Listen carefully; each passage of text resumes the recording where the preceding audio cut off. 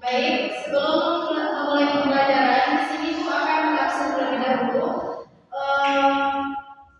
Arnida, ini Arya, Ila. Apakah ada yang tidak hadir pada pembelajaran ini? Ada Bu. Siapa? Fitra. Baik. Pada pembelajaran akidah kali ini kita akan membahas tentang Khulafaur Rasyidin dan kisah Uwais al-Qarni.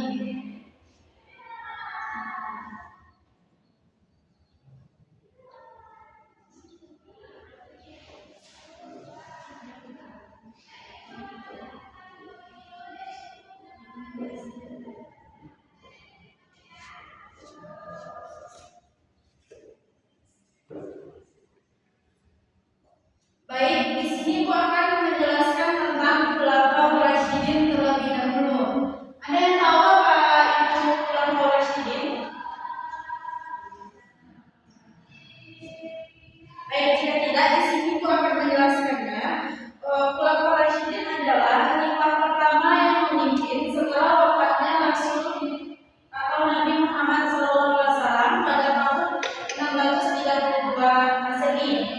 Khulafaur Rasyidin ini berjumlah 4 orang. Yang pertama yaitu Abu Bakar As-Siddiq, Umar bin Khattab, Utsman bin Affan, dan Ali bin Abi Thalib. Pada masa kepemimpinannya, Khulafaur Rasyidin ini memberikan kontribusi yang besar terhadap umat pada saat itu, dan para khalifah ini mengajarkan tentang ajaran-ajaran agama Islam. Dan keempat khalifah tersebut memiliki sifat yang terpuji dan patut dicontoh oleh umatnya. Baik, di sini saya akan menjelaskan satu persatu tentang khalifah ini. Yang pertama yaitu Khalifah Abu Bakar As-Siddiq.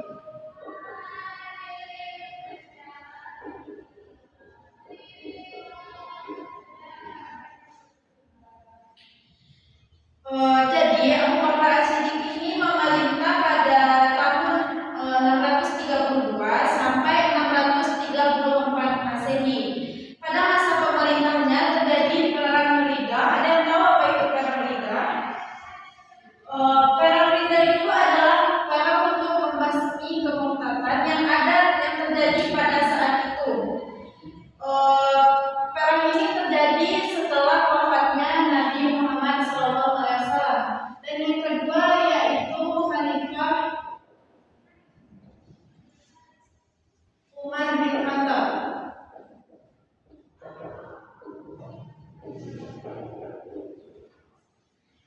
Pada masa pemerintahan Umar bin Khattab itu terjadi 10 tahun, yaitu 634 sampai 644 Masehi. Pada masa ini mengalami kemajuan yang sangat pesat, dan pada masa Umar bin Khattab ini berhasil menaklukkan beberapa wilayah seperti Romawi Barat dan Persia Timur. Pada masa Umar bin Khattab ini juga terjadi perkembangan dalam berbagai bidang seperti bidang ketentaraan, kepolisian, sistem kehakiman, dan membangun pusat pengawasan. Yang ketiga yaitu Utsman bin Affan.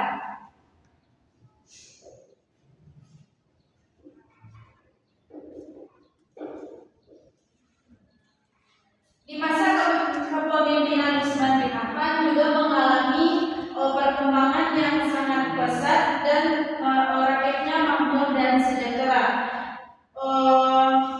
Namun pada periode kedua terjadi perpecahan dan pemberontakan karena perebutan jabatan pemerintahan. Yang keempat yaitu Ali bin Abi Thalib.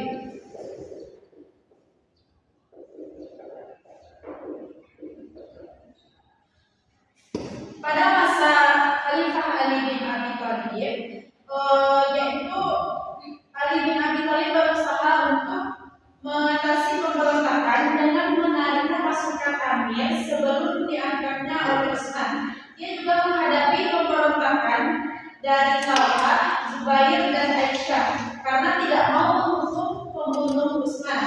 Mereka meminta adanya pembalasan dan terjadilah perang